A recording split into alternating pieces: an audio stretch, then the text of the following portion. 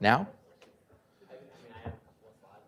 Good morning, and welcome to AEI's policy event, Private Stablecoins, Fad or Lasting Innovation. When speaking about innovation in banking, Federal Reserve Chairman Paul Volcker once famously said, "The most important financial innovation that I have seen in the past 20 years is the automatic teller machine." Are today's private stablecoins an important financial innovation, or are they just the newest financial fad that validates Chairman Volcker's skepticism? Private stablecoins are digital instruments that can be purchased and traded over the internet and used as a means of payment. They are designed to trade at stable values relative to a reference currency like the US dollar or a commodity like gold. Private stablecoins are a new solution to a very old problem: how to find a mutually acceptable way to pay someone physically distant who you do not know and who does not know you or trust you. In ancient times, you could travel and carry precious metal specie or the kingdom's minted coins to make payment, but you'd face the risk of being robbed along the way. After a 5-week siege, Jerusalem fell to Christian crusaders in June 1099. Thereafter, groups of Christian pilgrims from across Western Europe visited the Holy Land.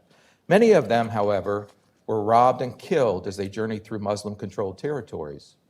Around 1120, a French knight named Hugues de Payens founded a military order called the Poor Knights of the Temple of King Solomon, later known as the Knights of Templar.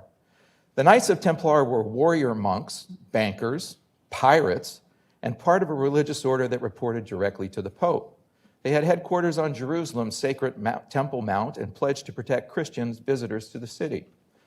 To facilitate pilgrimage to the Holy Land, the Knights of Templar accepted specie and coin and issued pilgrims paper bills that could be exchanged for money at places called preceptories from England throughout Christian Europe to the Holy Land. To prevent fraud, the Knights reportedly developed a system of codes for the safe passing of information, and pilgrims' deposits and withdrawals from preceptories were secured on paper bills using coded ciphers. In essence, the Knights invented the traveler's check. Other historical accounts, however, argue that these pious monks actually stole the idea from their Muslim adversaries.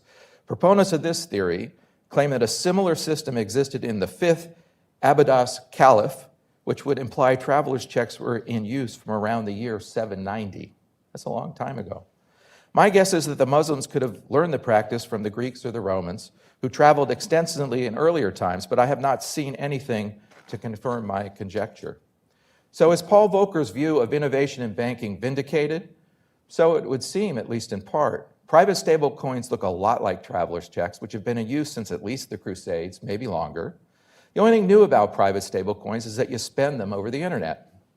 Stablecoins' use of cryptology to prevent fraud and double spending may just be the newest incarnation of an ancient practice. Of course, traveler's checks and money orders are still in use today. They aren't necessarily issued by banks. Many are issued by state-licensed money transfer agents and even the post office.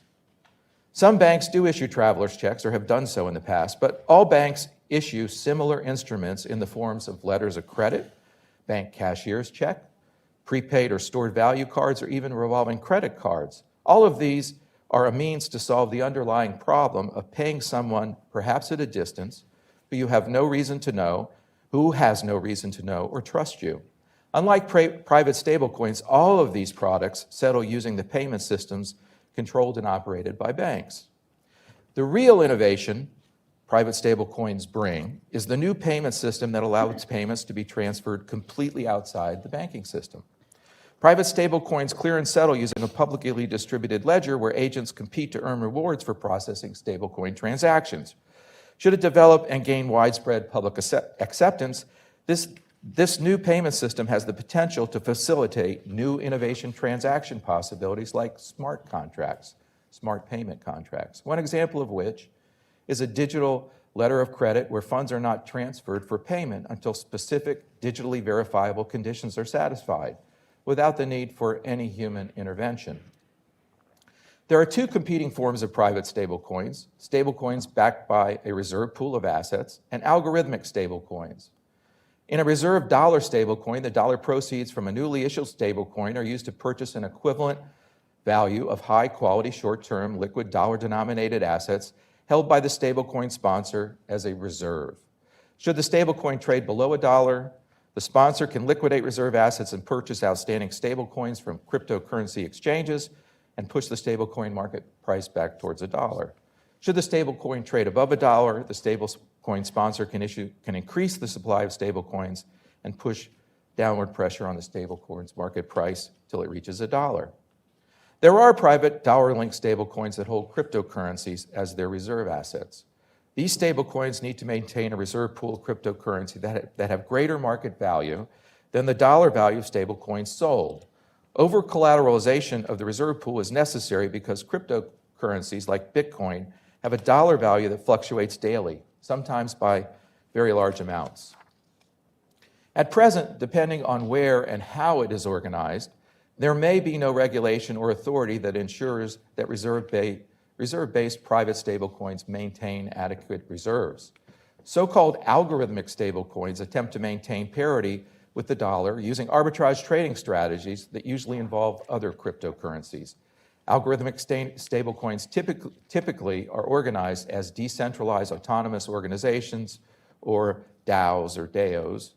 These DAOs are computer code that executes arbitrage trades designed to maintain dollar parity using actively traded cryptocurrencies that are settled on a blockchain public ledger.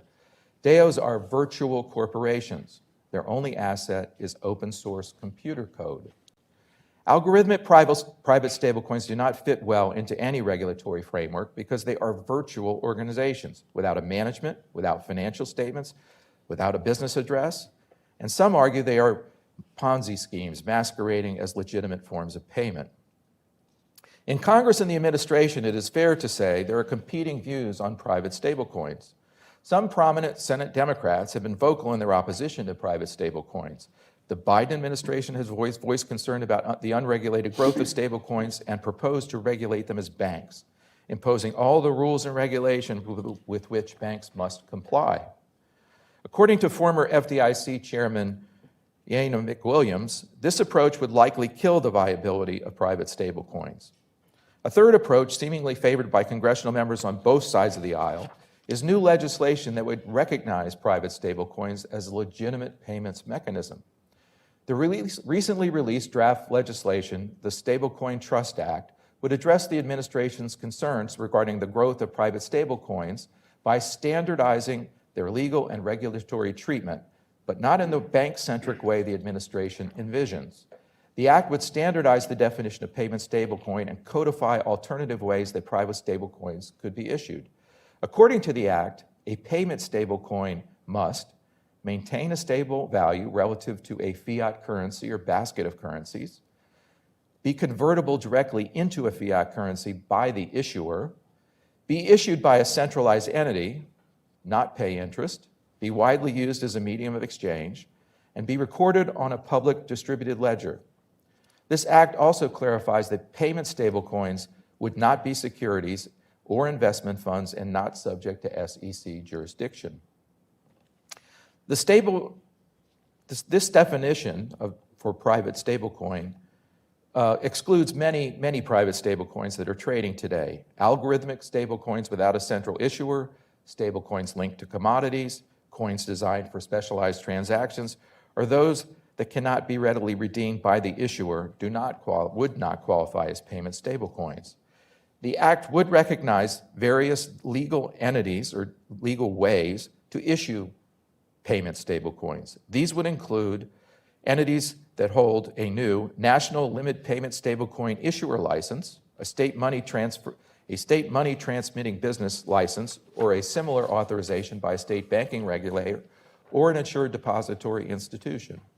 Regardless of the licensing authority, all payment stablecoin issuers must disclose their reserve assets on a monthly basis and have these disclosures certified by a registered public accounting firm on a quarterly basis.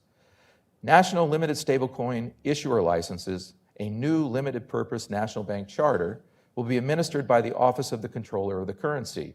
Issuers will be subject to capital, liquidity, governance, and risk management requirements that will be set by the OCC.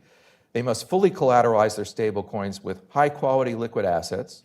and cannot make loans or offer any extension of credit other than those needed to issue, redeem, manage reserve assets, or make markets in their stablecoin.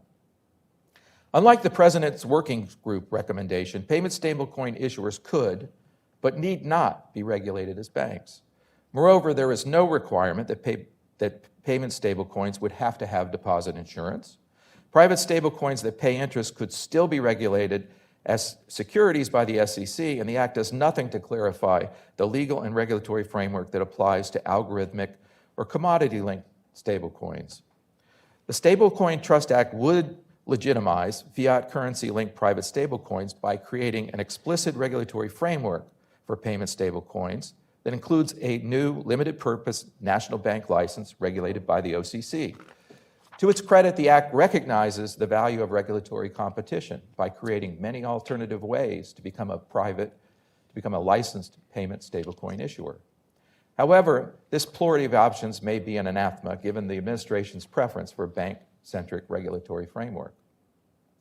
Today, we may learn from our panelists whether the provisions of the Stablecoin Trust Act are likely to resonate with the banking and cryptocurrency industries. And today, I'm pleased to introduce today's panelists, who are experts all. In the order in which they are speaking, they are Kara Calvert. After graduating from the University of Wyoming, Kara Calvert began her career working for Senator Mike Enzi. She subsequently moved to the Information Technology Industry Council, and then on to Franklin Square, where as a registered lobbyist, she specialized in policy issues related to financial services, privacy, quantum computing, and other issues related to technology and innovation. In November 2021, she joined Coinbase as their head of US policy. Speaking second is Sean Campbell. He's the chief economist and head of policy research at the Financial Services Forum. After earning his PhD in economics from the University of Pennsylvania, the same place I went to school, Sean joined the Federal Reserve Board, the same place I went to work, where he rose from an economist to the rank of associate director in the Federal Reserve Board's Division of Supervision and Regulation. His research focuses on financial risk management, as does mine, and the intersection between the macroeconomy and various financial markets. In fact, Sean was in the same section in the Fed, and I think replaced me after I left. At this point, I have to say that's a lovely blue suit and blue tie you have on today. Yours looks good, too. He's the author of many peer-reviewed academic studies, and you may have read at least some of his frequent FSF posts on various bank policy issues. Bert Ely, speaking last, is the founding principal of Ely & Company, a financial services consultancy established in 1972. Bert earned his bachelor's degree in economics at Case Western University and his MBA from Harvard Business School. An accountant by training, prior to founding his consulting practice, Bert worked as an auditor for Ernst & Ernst, as a consultant for Touche Ross & Company, and served as the chief financial officer for a public company. Bert is a prolific author writing about conditions in the banking and S&L industries, monetary policy, and the growing federalization of credit risk. He was among the first to identify the impending S&L crisis back in the last millennium and helped to draft legislation to enact the cross-guarantee concept and regulation. He has testified on numerous occasions before congressional committees on banking issues, and he often speaks on these matters to bankers and others. He's a thoughtful colleague, and I welcome him back as an AEI panelist. Kara, the floor is yours. Well, the good news is that Paul took most of my talking points when talking about all of the different types of stable coins, and so maybe I can skip through some of that. But where I'd like to start is been at Coinbase now since November, but really started my journey with Coinbase back in 2015, 2016, and was one of the first and only people really up here talking about the need for regulation and how the industry crypto as a whole was going to change the policy landscape. And we were going to be thinking about these in a really greenfield and novel way. And 6 years later, we are certainly getting into the thick of that, and it's fascinating to see how this has changed over the years. And so level set right now for Coinbase, we are the largest US-based exchange. We have about 90 million customers. We have about 11,000 institutional investors. We work with more than roughly 150,000 different types of ecosystem partners, and that's thinking about how you create cloud and app and the new Web3. We also have about 172 digital assets that we now have for custody. We have almost 140 that we offer for trading. And Coinbase was really founded in 2012 on the idea of making something simple, safe, secure, and reliable for customers. And it was only Bitcoin back in 2012, and now we have grown by leaps and bounds in that way. And so it's been very exciting to watch it, see how we change. We're regulated at the federal and state level. We have 42 money transmission licenses. We're a money services business working with FinCEN. We have a trust charter, and we work with New York and New York DFS on our BIT license. So we're a heavily regulated company, and really at our core is making sure, again, that we're safe and secure for our customers and transparent. We favor a comprehensive approach to regulation. You may have seen historically last year we came out with a digital asset policy proposal that called for a single regulator to actually look at the life cycle of digital assets. Stablecoins is an interesting part of that, and we certainly have seen now the way that stablecoins is changing and is creating these use cases and bringing it to people today. It's not something that's down the future that you have to look far to find a use case for stablecoins. And what we believe is that if we regulate these in a way that's smart and thoughtful and responsible, we'll actually get to more widespread adoption and more innovation, not less. But again, that has to be done. We have heard a lot from the executive order and from the administration about responsible innovation. Being responsible innovators means having responsible regulators and thinking about this in a really thoughtful way that really thinks about what are the risks associated with these assets and how do we need to tailor the regulation to those assets. We think at the end of the day, there are roughly 3 different buckets for stablecoins. And Paul went into those a little bit, but when we think about how we're looking at regulation, one of those is the first, and that's, I think, what we see that is most well known. That's the reserve-backed or the custodial. That's where we see companies that are looking at an asset. They have generally a fiat-backed. They're generally in high-quality reserves, and they're regulated in a way or they're monitored in a way that is presumably transparent. So we have the custodial-backed. We have deposit coins, which look at how you might put it into a bank and use it inside of a banking system. And then third are the algorithmic or non-custodial. At the end of the day, we are very interested in how we would regulate these different characteristics. And again, there are characteristics that present different risks and different challenges. So we have generally 6 different regulations. There are 6 different proposals.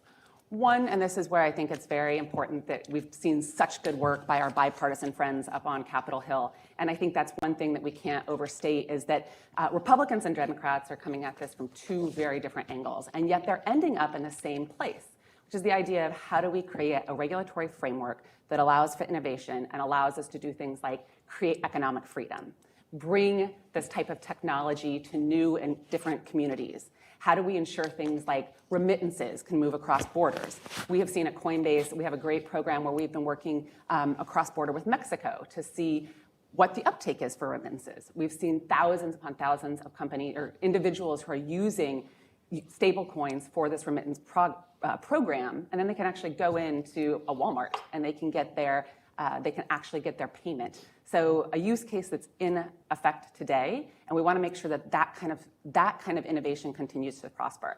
And so when we think about the bipartisan effort, I think that there is real agreement that we need to do something on stablecoins.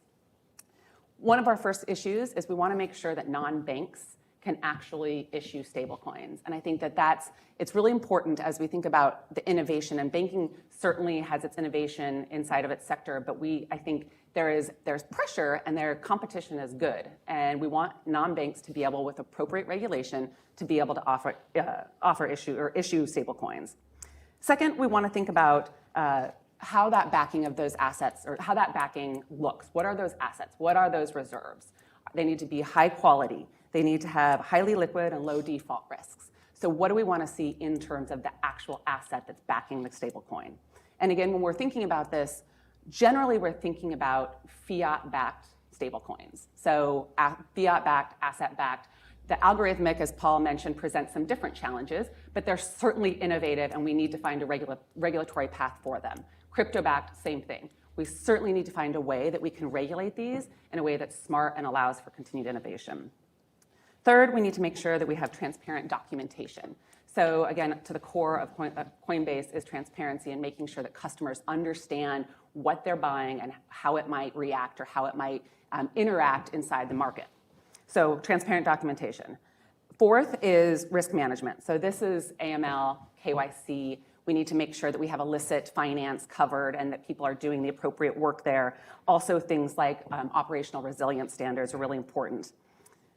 Fifth, we need to, and we want to make sure that there's clarity on customer claims and how that works when it comes to redemption, and a number of other customer expectations. And the last but not least, interoperability is, we talked a little bit before the panel about interoperability between different types of stablecoins, including CBDCs. And at Coinbase, we actually think that privately issued stablecoins can sit alongside a CBDC in a way that's helpful and meaningful. And so for us, we think very much the private issued stablecoins are here to stay. It is definitely not a fad. We are seeing them adopted now, and we are excited about where this is headed in the future. And so really look forward to the conversation and the questions. And with that, I will pass it over to Sean. Thank you. Thanks, Karen. Sean? Okay, so test one is to see if I can get the slides to come up. Here we go. All right, okay. So Paul, thank you very much for the introduction. I really appreciate the opportunity to have a chance to chat here at this, at this very interesting event. I've already learned a few things this morning. Really love the reference to the Knights of Templar. That's one that I give myself on occasion when people talk about this. I think it's kind of interesting with respect to just thinking a little bit about the history of money and thinking about what's old is new again. So thanks for the reference. So, I think, my background is an academic, or at least quasi-academic. So I think when you're presented with a question, you should at least try and give an answer. And there's a pretty clear question at the outset here in the context of the title of the panel this morning. So private stablecoins, fad or lasting innovation. So let me state here resolutely for the record that the answer is I don't know. And so, what we're dealing with here is and I honestly think that is, there, as much as there's excitement about stablecoins and cryptocurrency, and there's good reason, good well-founded reason for that excitement, I think we have to think broadly. Certainly my background as an economist, I try and think about these things broadly from a broad economic perspective. We think broadly about the nature of innovation. It's a highly uncertain and dynamic process. Some innovations are here to stay for the long term. Some innovations never make it off the ground, and some innovations are here for a while, and then they yield to other kinds of technologies. Where we are in the context of private stablecoins in particular, and digital assets more broadly, that's something that I think we're all learning about. We're in the context, I think, this market is, let's call it 5 or 6 years old. We're still learning about that. We'll see how that progresses as time goes on. And I think one of the things that I'll talk a little bit about in the context of my remarks, and I think is at least somewhat related to the points that Kara made, is that we have to think carefully about the extent to which regulation is going to nurture that innovation and ensure for a broad, diversified pool of innovation that can benefit consumers and other participants in sort of the financial marketplace. Okay, so a couple of overarching themes, and I didn't bring my glasses and didn't know it would be this far away, so I'm going to do my best to try and read what's on the screen there. So again, the first overarching theme when we think about stable coins and again digital more broadly is that a few months ago, back in the summer, the Basel Committee put out a proposal, which I'll be saying a little bit more about, that deals with the potential sort of proposed capital regulation for digital assets broadly, but there's also a narrow section that would apply to stable coins. And in the context of that consultation, there's a statement that's made in the paper that I think we agree with at the forum, and I think broadly speaking our members agree with, and certainly I agree with, which is same activity, same risk, same treatment. And I think that's a broad, high-level sort of theme that we need to be thinking about as we think about the best way to go about regulating stablecoins. And so, as was already pointed out by Kara a few minutes ago, there's been a lot of activity in the context of thinking about regulating stablecoins, which is great. So there was a report that was put out by the PWG, and that report had some specific recommendations about legislation. Now, sort of the legislative laboratory is kind of off on its own, and there have been a few legislative proposals about how to regulate stablecoins. They share some similarities, they share some differences, and clearly that kind of a public conversation around the approach to regulation is important. They, as Paul was pointing out, they have very different specific features depending on the specific legislative proposal that you might be looking at. And I think oftentimes when we're thinking about those kinds of legislative proposals, it's very easy to sort of start, sort of winding ourselves, down one pathway or another, which can be very detailed. which ultimately we have to do. But from my perspective, I think it's helpful to kind of pull back and zoom out a little bit and think about what are we trying to accomplish.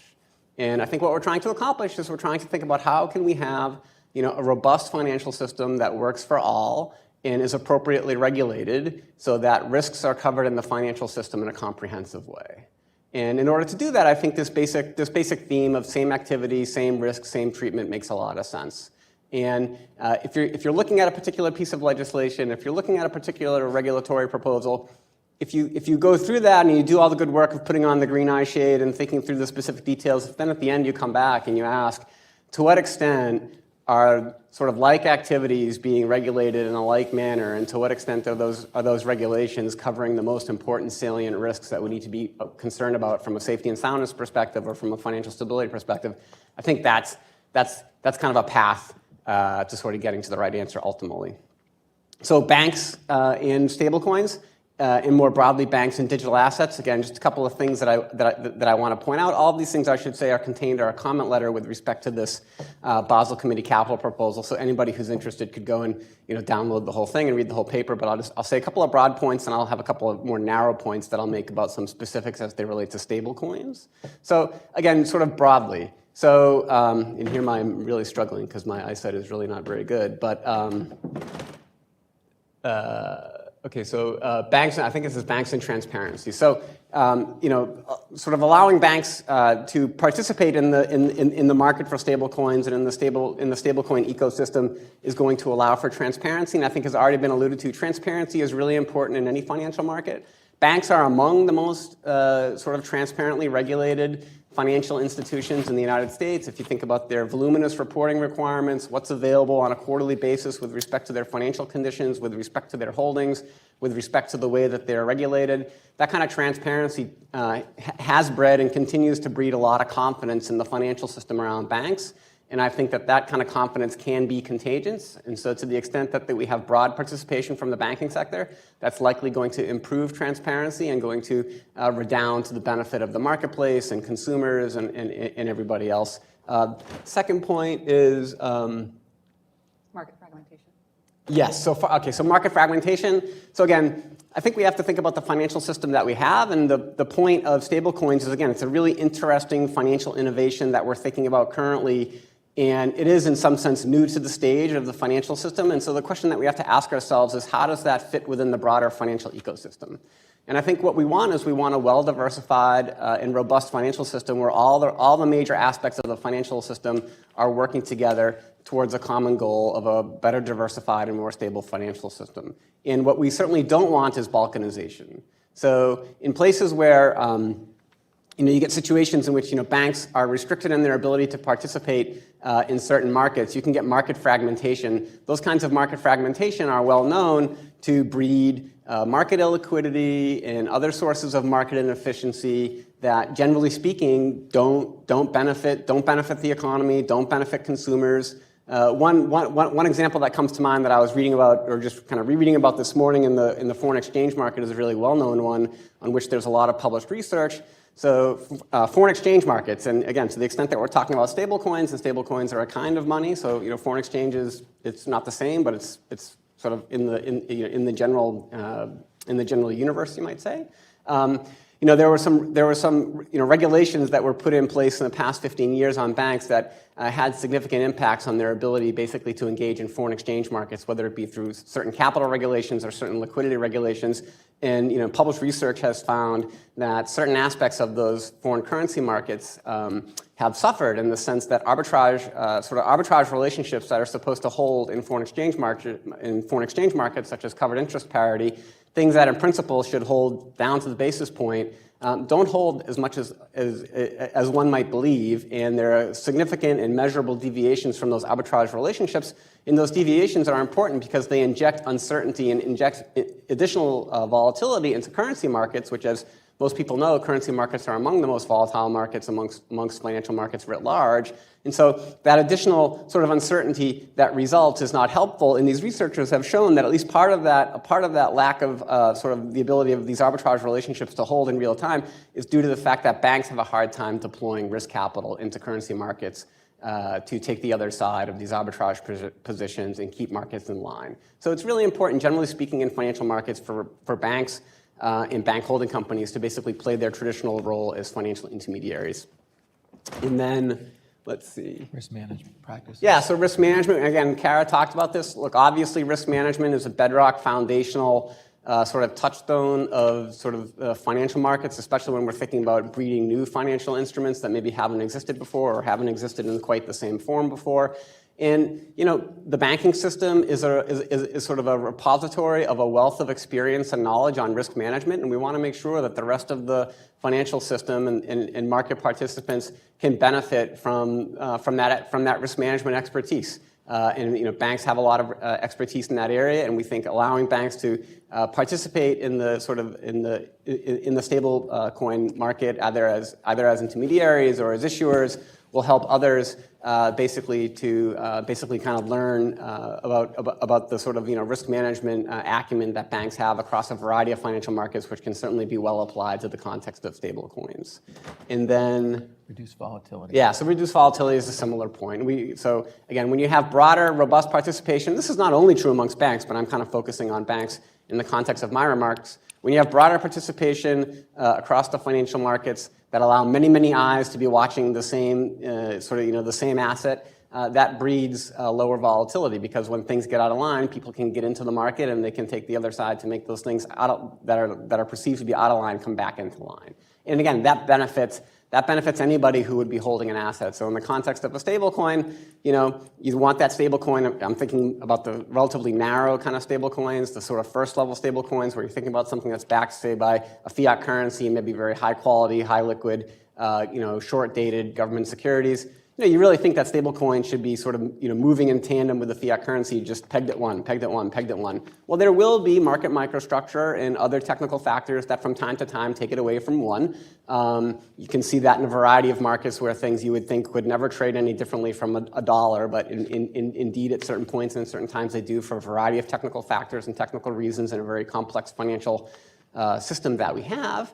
And again, you want to be in a position where banks and other market participants have the ability to sort of, when that happens, to get in there and take the other side, but you quickly get back to one. And that's kind of an important feature of being able to participate in a financial market. Okay, so those are kind of some broad comments. Let me just say a couple of more granular comments about the consultation and how it applies more specifically to stablecoins. And this will get a little bit more detailed, I apologize, but actually these kinds of proposals and ultimately the way that banks are required to capitalize their exposures to things like stablecoins will have a significant impact on those markets, so it's important that this be part of the conversation.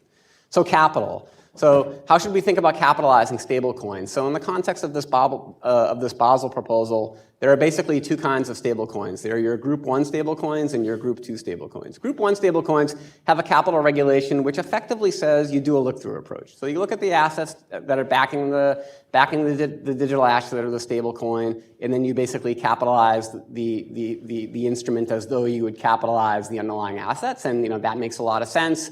There are some technical issues there, but I think broadly speaking, that basically aligns with the same activity, same risk, same treatment. Okay, but there's a requirement. If you're a type 2 digital asset, then basically the capital treatment is effectively basically deducted from capital. So if you were to hold $100 in stable coins that were deemed to be a type 2 digital asset, then your capital would just go down by $100. So that's not very risk sensitive. It doesn't look to the risk of the underlying assets.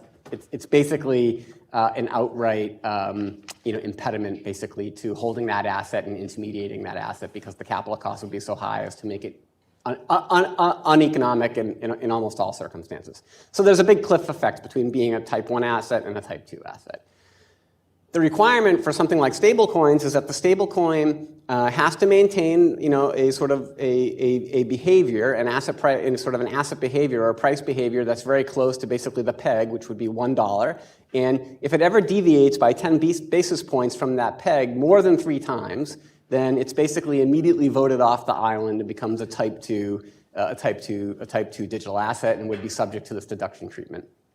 And in thinking about our comments as a group, one of the things that we did is we looked at other assets that are trading in the financial marketplace, which mimic and are pegged to other financial assets, to ask how often do you see situations in which that 10 basis point peg is maintained as often as the consultation would suggest. And so if you look at things like S&P 500 index funds, ETFs, other assets which are designed to mimic certain assets in the marketplaces. The best one that I can think of is an S&P 500 index fund. If you own a share in an S&P 500 index fund, the idea is that you're getting a share in something that's going to mimic the performance quite closely of the actual S&P 500 index, though you don't own the index directly.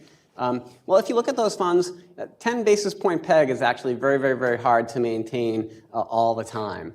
Because again, there are technical factors, there are sort of basically complicated sort of supply and demand, bid-ask spread, and other issues that make maintaining a 10 basis point peg very challenging. And even the most liquid financial instruments that have been around for 30 or 40 years or more, such as index funds, oftentimes don't maintain that peg. Which means that in the case of something like a stablecoin, it's not a stretch to think that maintaining the 10 basis point peg wouldn't be very realistic in reality.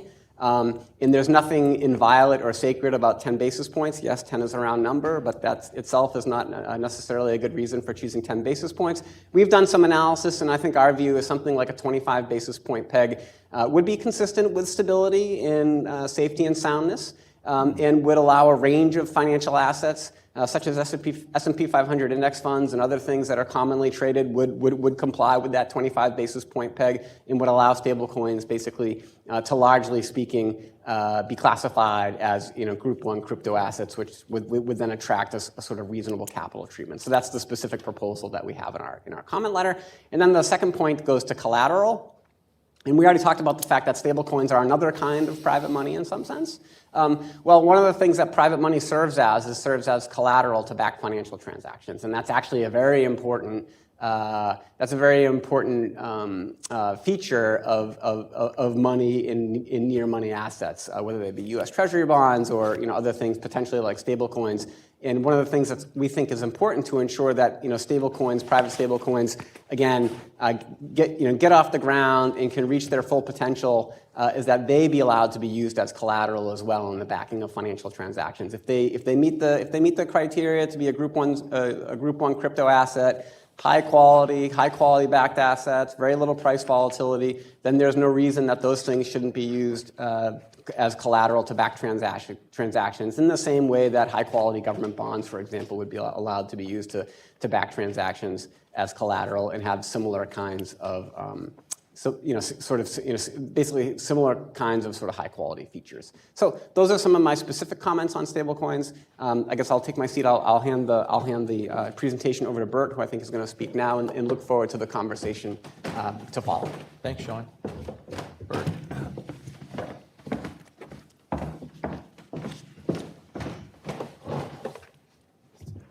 Thank you.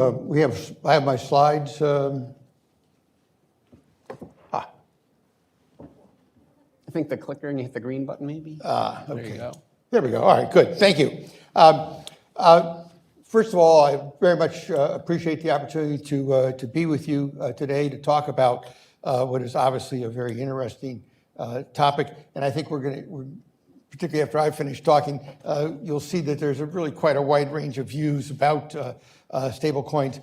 And let me begin by stating that, first of all, in my opinion, a stablecoin is merely a variant of a money market mutual fund and should be viewed as such. I think the whole concept and operation of money market mutual funds is really very similar to what a stablecoin is. Importantly, a stablecoin would not be a bank deposit and wouldn't be insured as such. So I think it's a very important distinction to draw, again, between, just as we do with money market mutual funds, between a stablecoin on the one hand and a bank deposit on the other. And the stablecoin issuer would not be an FDIC insured bank. I know that some people have talked about that as a possibility, but let me click through these things. But it would be a for-profit entity. Being in the being in the business of issuing stablecoins would be just like banking in that regard, that the issuer should have an incentive and an opportunity to make money. But it is conceivable that a stablecoin issuer could also be a non-bank subsidiary of a bank holding company. And very importantly, and this has been touched on before, a stablecoin would not be a central bank digital currency. A central bank digital currency is a very different type of creature. Now, what are the key characteristics of a stablecoin? In my opinion, the absolute essential element of it is that the market value is at or extremely close to the announced value of one coin equals $1. Again, just like a money market mutual fund. And therefore, the stablecoin has to be fully backed at all times by high quality, short-term, and very liquid assets. And again, there shouldn't be any exceptions to that at all. Because this gets back to what I think is the basic rule for stablecoins that should be enforced without exception at all times, and that is the issuer never breaks the buck. Because if it does, then that creates the potential for systemic instability, which is why I think such coins that could do that should be called instability coins, the opposite of a stable coin. The second thing is that given that stability, the stablecoin can be a medium of exchange, just like money on deposit in a checkable money market fund. Again, I think this is where we see the strong parallel with money market mutual funds. And stablecoins could therefore be used as to make and receive payments. It's just another way of making payments. And of course, the stablecoins would be all electronic. There'd be no paper involved, and then I see no reason, therefore, why they couldn't clear through the banking system, maybe even the Fed. Now, there are key regulatory issues, some of which I've touched on. First of all, in terms of the regulation of stablecoins, in my opinion, the Securities and Exchange Commission is the logical regulator for stablecoins because of the very similarity of characteristics between a stablecoin on the one hand and a money market mutual fund on the other. And second of all, to ensure that the stablecoin issuer will always honor all of its obligations at par value, and I emphasize at par value, in a timely manner, its assets should be held by a third-party custodian who guarantees the existence of those assets. In other words, you have to do everything possible to minimize the likelihood of any kind of fraud or defalcation. And for that reason, the custodian actually plays a key safety and soundness role here, which is something that I don't think has been stressed enough within the context of discussions of stablecoins. And this has been touched on before, stablecoins should be subject to the same anti-money laundering rules and regulations as banks and other financial intermediaries are, because it's very important for the stablecoins to be credible and have political standing, is that they not become vehicles for money laundering or tax avoidance, which of course is what has been the case with the way some of the cryptocurrencies are being used. Now, in terms of the economics of stablecoins, and this is something I haven't heard people talking about too much. As I mentioned before, the business of issuing stablecoins should be a for-profit activity, just like other financial activities. And therefore, the question is, how do you make money as a stablecoin issuer? First of all, they will have income-producing assets, even if they're very safe assets. And even in a low interest rate environment, they would be earning interest income. And therefore, I would argue that stablecoins should pay interest. And this is a somewhat controversial aspect of stablecoins. And the way that could be done is by through an addition, the periodic issuance of additional stablecoins to the owner of an issuer, to the owner of a stablecoin, much as stock dividends are paid on stock. And this may not seem like much of an issue today, but in a higher interest rate environment, in order for stablecoins to be an asset that people are willing to hold, there's going to have to be some way of paying interest. And I think as I listen to the discussion about stablecoins, I find too many people kind of tap dancing past the issue of payment of interest. But I think we have to confront it as such and realize that stablecoins are not going to be something that people are going to want to hold in a what I would call a more normal interest rate environment. And therefore, stablecoins should be a profitable activity even after paying operating expenses and interest. And conceivably, stablecoin issuers could possibly be required to hold a sliver of equity capital on their balance sheet. In this way, they would differ from a money market mutual fund, which do not hold any capital. But again, this comes back to the point of ensuring the stability of the stablecoins, because if stablecoins became a major element of the financial system and began to pose a risk of financial instability, I can assure you that Congress would come down very hard on them to ensure that you didn't have future instances where there was broader financial instability because of problems with stablecoins. Now, we've touched a little bit on so-called central bank digital currencies, which, of course, is a very active proposal that the Fed and other central banks would issue their digital currency. And in a sense, the stablecoin is a digital currency. But it should be a totally private sector activity that's subject to government oversight and regulation. The stablecoin payments and redemptions could clear through the banking system and maybe even the Fed. I wouldn't be troubled by that. Because, and this is a very important point, because stablecoins would serve the same purposes and meet the same needs as a central bank digital currency, there would be no need for central bank digital currencies.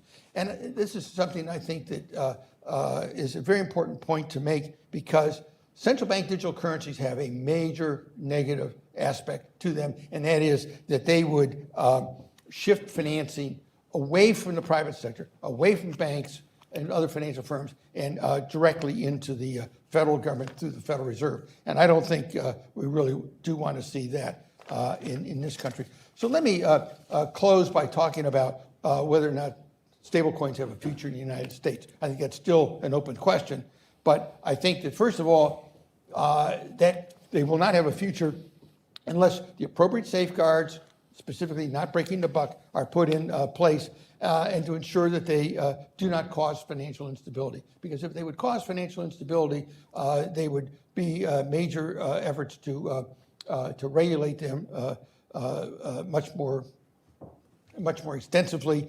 And again, I draw an analogy of what happened in the money market mutual funds, that when the so-called reserve fund broke the buck a few years back, that created a lot of turmoil in the financial markets and a lot of political turmoil. And so this is why I think for those who are advocates of stablecoins, it's important to be advocating for regulations and that will absolutely minimize and bring down to the likelihood of zero of any type of situation where a stablecoin would break the buck and really make a mess for everybody involved with stablecoins. I think it's also important that Congress not kill stablecoins through costly or unnecessary regulation. And one obvious one that would come up as a possibility, and this would come up from the left, I think, and that is somehow applying the Community Reinvestment Act to stablecoins. An interesting issue that was touched on briefly, and that's the whole notion of interoperability, or that is, can stablecoin A be exchangeable at par with other stablecoins or with the dollar itself? And my belief is that for stablecoins to gain a significant role in the financial marketplace, that some form of interoperability or unrestricted interchange at face value would have to come into play. If stablecoins were like stocks, let's say, and the price bounced around all over the place, then I question the extent to which they would become a medium of exchange. The other thing, too, is that I see no reason why the banking industry cannot develop what is the functional equivalent of a stable coin and begin issuing them. They'd be FDIC insured, and if that were to happen, I think that might really negate any need for stable coins if banks were issuing the functional equivalent. And Let me conclude it at that point, and I look forward to the discussion and your questions and answers and skepticism about what my point of view is. Thank you. Thank you, Bert. Do you control the mics from back there, correct? Okay, so we're all mic'd. So thank you very much for 3 very interesting presentations. I think there's a lot here. Let me start and ask kind of each one of you in turn a question. So, Kara, you mentioned the importance of operational resiliency, I think. So could you explain a little bit the steps that stablecoins take to ensure their operational resiliency, and in particular, in the different ways they can be licensed now as trust companies or money transmit agents? Do the rules and practices differ in terms of, ensuring they're able to maintain the buck? Yep. So first, I just want to make very clear that Coinbase does not issue any stablecoins. We are not a stablecoin issuer. We have worked with USDC, and that is as close as we come to a stablecoin, but we offer a number of stablecoins on our exchange for trading and for custody. When you talk about operational resiliency, I think all the different companies do it differently, and I'm not an expert on how all of their compliance programs work, so I do not want to speak on behalf of any stablecoin issuer. What I would say is that what we want to think about in the future is developing those systems and putting those systems in place that reduce against the risks. And that means things like compliance programs, and we have at Coinbase, a very robust, for example, KYC program. And we think about how to ensure, and that we use that as much of a customer protection as anything else, but those types of compliance programs that create processes and put processes in place that understand the risks associated with assets. In our case, it's assets on the exchange. It's making sure that we can address what customers need. I think in a stablecoin system, it would be the same types of things. You need to have the process, you need to have the compliance, you need to make sure that you understand what risks there may be if there is a run, or if there is something along those lines of creating a redemption, some sort of run on redemption. So those are the types of things that we're talking about with the operational resiliency. So I see Bert wants to jump in. Let me open this up first then. So to carry this on to the other panelists, so do you think the Trust Act, in allowing different ways to license and set up a private payment stablecoin, would create problems with basically the different regulators might have different operational resiliency requirements, different features? Could that create problems in the public? And then is the public's confidence only as good as the weakest link in the chain? So we actually very much appreciate the idea of a federal regulator. I think with money transmission licenses, again, we have many of them. We have our trust charter, we have our BIT license. We think that there's certainly a path forward, and there should be a path forward for issuers with those types of licenses. But we do think that a federal license that creates consistent and clear requirements is really, really important. And so that's why we are very supportive of legislation that would move the ball forward, and we're hopeful. We've seen it now in the House and Senate, or in the House, we've seen it in the Senate, we've seen it from a number of different angles. And at the end of the day, we would call for a federal regulator that has the technical expertise, and I always go back to this idea of new way of thinking. Stablecoins are different. They have different intermediaries. They have a disintermediation that we don't see in the traditional banking system. And so we can't pigeonhole this into a regulatory system that doesn't recognize those new advances. So a new regulator, single regulator. Sean, you had a lot to say about same risks, you want to? Sure. Does the Trust Act really kind of violate this, you think, or not go far enough in asserting that it? So again, at a high level, I think as it relates to operational resilience, again, I think in the financial system, in the context of banks and bank holding companies, there's a variety of requirements around operational resilience, whether it be capital, whether it be operational requirements, and again, I think what we really need to think about is, what are the fundamental risks that regulators are concerned about with respect to operational risk capital and operational risk requirements, and how do we see those same risks in the context in other areas, whether they be stable coins or some other kind of digital asset, and then we should be requiring commensurate, regulation, across those different activities to ensure that the operational risk is controlled in a similar fashion. And I think that it's natural. It's natural just in life if you start getting, a variety of regulators regulating things that are not exactly the same but have common similarities. Differences creep in, and that's a part of life. And so, I think that's why kind of where we are right now, pretty much at stage 0 with respect to the regulation of stablecoins. We have to think about the prospect for those kinds of differences to sort of creep into the system over time, and think about how we set things up at the outset to ensure maximal degree of consistency across legal entities, whatever they may be, whoever their regulator may be, to ensure consistent coordination. And again, in the banking sector, that's something I think this idea of consistent regulation across different legal entities, across jurisdictions, that's something that we have a lot of experience with, in the last 20 years, whether it be across different jurisdictions, whether it be across different regulators within a given jurisdiction. And it's an ever-present issue in the regulation of financial services, and I'm sure that it will be an ever-present issue in the context of stablecoins. So Bert, you want to jump in here? Well, something that kind of puzzles me is the notion that there might be any kind of trading between stable coins, and that there might be any kind of market for that. Because if every stable coin has to at all times be pegged to the dollar, so which would be the consequence of saying you won't break the buck, then it seems to me that there's there wouldn't be any reasonable amount of arbitraging between stablecoin A versus stablecoin B versus stablecoin C, and no shorting of stablecoins. And I've been really kind of puzzled when I hear and read about people talking about shorting stablecoins. How can you short something whose value should be always constant at a dollar? And so the suggestion that you might be able to have trading back and forth among stablecoins to arbitrage value differences in the short a stablecoin suggests that what is being traded or shorted, in fact, is not a stablecoin.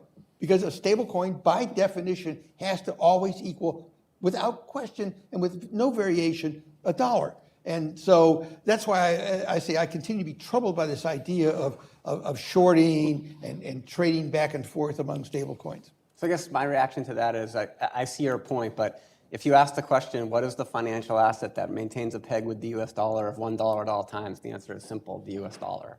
There are no, that's the nature of financial markets. Well, no, but at least with money market mutual funds, and particularly since the reserve incident a few years ago, the intent is that they shall not break the buck, which means you're going to have minimal variation away from minimal, which is not 0. Well, but it ought to be as close, maybe 0.0001. That's what we're talking about. I think that's what we're talking about. Okay, but I think it has to be minimal variation, and certainly not enough that it's profitable, for instance, to trade them back and forth or to short them. Okay, you're bringing up money market mutual funds again because you like that version of a stablecoin.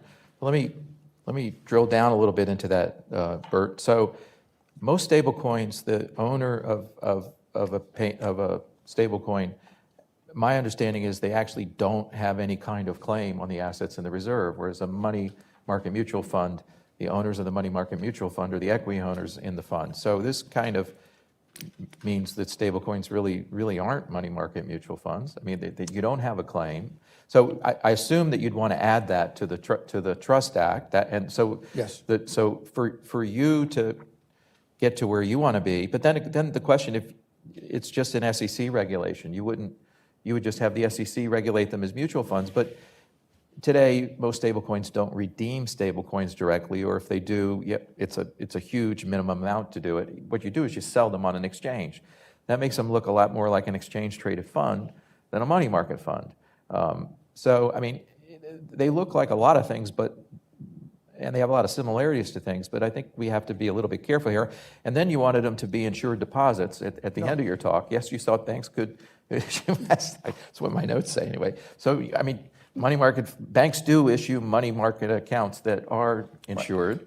They exist. But I did draw a distinction in my remarks that stablecoins would not be a bank deposit, would not be insured by the FDIC. Okay. So that's why they're so the closer Trust to money Act. market. So this brings us around, and I'm sure Sean's going to have something to say about this. The Trust Act sets up a new limited purpose national bank in which that can issue stablecoins It's going to have different capital requirements. It's not going to have Basel capital requirements, so it might fix. We don't know what they are. We don't know what they'll be. Well, it's true. The OCC might come on and say, yes, okay, Basel capital requirements, but the law at least says it doesn't say It doesn't have to be. they don't have to be treated like a bank. They can be separate from a bank. They can be in a bank holding company and be entirely separate from the banking system. So what do you guys think about that? Do you like that or not like that? I don't like it. I think it comes down to a question of are they more like a security or more like a bank deposit? I think to keep the regulations simple, and that is just to regulate them as if they're a money market mutual fund, regulated by the by the Securities and Exchange Commission, and keep it out of the bank regulatory environment, except with this one exception. And I would see no reason why a bank holding company couldn't be an issuer through the holding company of stablecoins, just as a bank holding company can own a SEC-regulated broker-dealer. The one thing I would mention on the SEC is I don't think they have a great track record right now of dealing with digital assets and understanding the complexities and the changing nature of these assets. And again, how it's changing the market, not just the technology, but how it's actually changing expectations. And so I think where we actually appreciate this and have appreciated several different approaches that we've seen now from legislators is this idea of a special purpose charter and having it actually at the bank, at a bank regulator. And part of that is because, again, they don't feel like securities when they're fully backed with high quality, with US treasuries and cash. They don't feel like a security. They don't feel like a commodity, because they truly are being used for things like payments and on-ramps and allowing people to access new technologies and products. And so I think for us, the SEC isn't the right fit, the CFTC isn't the right fit. Money transmission licenses could certainly be an on-ramp to how people and how those are issued now, and that's how a lot of stablecoins are obviously issuing, right? Either in charters or under bit license or in money transmission. So we don't want to outlaw that. We don't want to make that unlawful, but we do think it would allow for more entrance if there was a simpler on-ramp. So I guess I would just say, to follow on to both of those comments, I think, so first of all, at least the legislative proposals that I'm aware of, and there are a few of them out there, they're all going to require some sort of capital requirements, some sort of liquidity requirements, some sort of governance requirements. That all makes perfect sense. And I think, some of the discussion that is focused on, using the bank regulatory structure or bank regulators to promulgate these regulations, I think makes some sense, because if you think about at heart what a private stablecoin is doing, many of the issues that crop up are issues that crop up in banking, so there are a significant number of similarities there. And if we think about the way that banking regulation works, we've got something like 5,000 banks in the United States. They're all subject to bank regulation, and that same bank regulation is a relatively wide umbrella, and it covers, relatively small community banks, and it covers, up to the largest banks, some of which are members of the trade association that I'm affiliated with. And so, bank regulation, I think, has proven itself to be relatively supple and to be able to sort of address, differences across banks in a reasonable way that makes sense. And so I think, again, I think that's why it's sensible to look to bank-style regulation in the context of private stablecoins. And I think, again, one thing that we need to be careful of in the context of thinking about setting up, another regulator or another entity or another set of rules that is deemed to be appropriate for, say, these private stablecoins essentially in somewhat of a silo that doesn't immediately relate back to existing bank regulation, is that, there may be aspects of private stablecoins, there may be aspects of bank regulation that are somewhat problematic for private stablecoins from a capital perspective or, say, from a liquidity perspective. So let me give you one that I think people have heard about recently. So application of the leverage ratio. So if you take $100 and you give people $100 worth of stablecoins, and then you say that has to be subject to the leverage ratio, many have pointed out it's very hard to understand how you make that economic from day one. And I think that example does a wonderful job of sort of drawing back the curtain on basic and fundamental problems with the leverage ratio.